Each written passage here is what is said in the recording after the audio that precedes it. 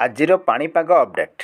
ଆଗାମୀ 2 ଦିନ ମଧ୍ୟରେ ରାଜ୍ୟର ଜିଲ୍ଲାଗୁଡ଼ିକରେ ସର୍ବନିମ୍ନ ତାପମାତ୍ରା ରାତ୍ରି ତାପମାତ୍ରାରେ ବିଶେଷ ପରିବର୍ତ୍ତନର ସମ୍ଭାବନା ନାହିଁ।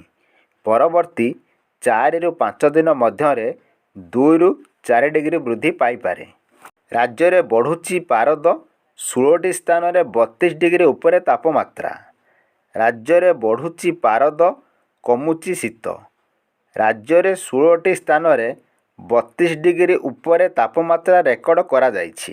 ସେହିପରି ଶୀତର ପ୍ରାଦୁର୍ଭାବ କମ୍ ପଡ଼ିବା ସହିତ ରାଜ୍ୟରେ ମଧ୍ୟମ ଧରଣର କୁହୁଡ଼ି ଦେଖିବାକୁ ମିଳିବ ବୋଲି ପାଣିପାଗ ବିଭାଗ ପକ୍ଷରୁ ପୂର୍ବାନୁମାନ କରାଯାଇଛି।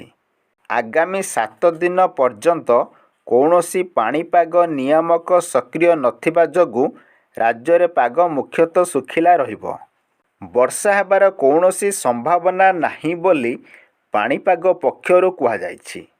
ରାଜ୍ୟରେ ସର୍ବନିମ୍ନ ତାପମାତ୍ରାରେ ବିଶେଷ ପରିବର୍ତ୍ତନ ଦେଖାଦେବ ନାହିଁ। ଆସନ୍ତା 2 ଦିନ ମଧ୍ୟରେ ତାପମାତ୍ରା 2 ରୁ 4 ଡିଗ୍ରୀ ପର୍ଯ୍ୟନ୍ତ ବୃଦ୍ଧି ପାଇବ। ତେବେ ଆଗାମୀ 24 ଘଣ୍ଟା ମଧ୍ୟରେ ପୁରୀ, ଗଞ୍ଜାମ, ଖୋର୍ଦ୍ଧା ଓ ଜଗତସିଂହପୁର ଆଦି ଜିଲ୍ଲା ଓ ଆଜି ପାଇଁ ପୁରୀ, ଗଞ୍ଜାମ ଓ ଜଗତସିଂହପୁରରେ ହାଲୁକାରୁ ମଧ୍ୟମ ଧରଣର କୁହୁଡ଼ି ଦେଖାଦେବା ନେଇ ସତର୍କତା ଜାରି କରିଛି ପାଣିପାଗ ବିଭାଗ।